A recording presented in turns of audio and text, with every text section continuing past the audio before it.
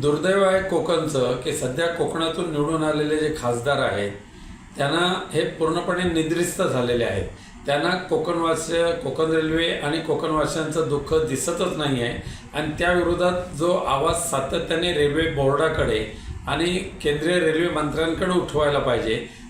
Central रेल्वेचे जे general manager आहेत त्यांच्याकडे जाऊन ठामपणे छाती ठोकपणे कोकणवासियांची बाजू मांडली पाहिजे.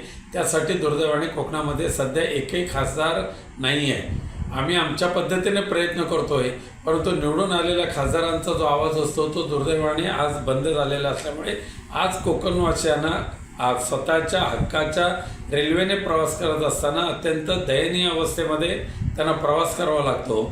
दिव्यावरून दिवा सावंतवाडी किंवा दिवा रत्नागिरी ही गाड्या पुन्हा एकदा दादरवरून सुरू करा अशा पद्धतीची मागणी मागच्या एक वर्षापासून मी सातत्याने लावून धरलेली आहे.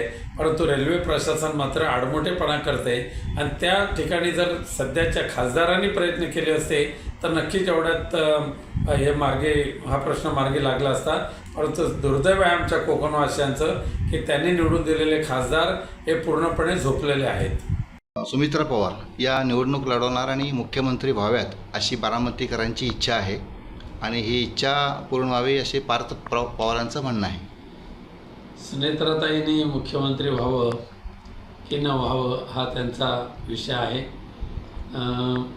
अजित पवार साहेबांच्या नंतर सुनेत्राताईंना ज्या पद्धतीने मोठ्या मताधिक्याने बारामतीकरांनी निवडून दिलेलं आहे त्यामुळे साहजिकच आहे की आपला माणूस मुख्यमंत्री पदावर बसला पाहिजे. आणि एक मात्र नक्की 2029 सालची जी निवडणूक आहे हा भारतीय जनता पक्ष स्वतःच्या ताकदीवरच लढेल आणि एकनाथ शिंदे गटाला आणि अजित पवार गटाला हे बाजूला फेकलेले असतील. त्यांनी संदेश पारकरे शिंदे शिवसेनेच्या वाटेवर आहेत असं बोललं जातं.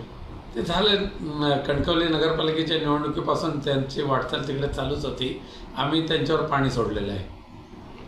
राज्यपालांनी काल ममता दीदींचं सरकार बरखास्त केलेलं आहे. बहुमताचा आकडा जर पाहिला तर भारतीय जनता पक्षाचंच सरकार त्या ठिकाणी आलेलं आहे आणि त्यामुळे ममता दीदींनी राजीनामा देणं हेच योग्य होतं. अत्यंत दुर्दैवी असं घटना घडत आहेत आणि महाराष्ट्रामध्ये आजपर्यंत कधी झाल्या नव्हत्या अशा पद्धतीने लहान मुली महिला यांच्यावर लैंगिक शोषण करून त्यांची ज्या पद्धतीने क्रूरपणे हत्या केली जाते महाराष्ट्रामध्ये अशा अशा घटना ह्या कधी झाल्या नव्हत्या. दुर्दैवाने मुख्यमंत्री देवेंद्र फडणवीस यांच्या राज्यामध्ये तेच गृहमंत्री आहेत, इतर 2 उपमुख्यमंत्री आहेत, त्यांच्या राज्यामध्ये महाराष्ट्रातल्या मुली आणि महिलांचं रक्षण करण्याची जबाबदारी त्यांची होती. परंतु दुर्दैवाने ते अपयशी ठरलेले आहेत आणि म्हणून ह्या नरभक्षकांना त्या बळी पडावं लागतंय.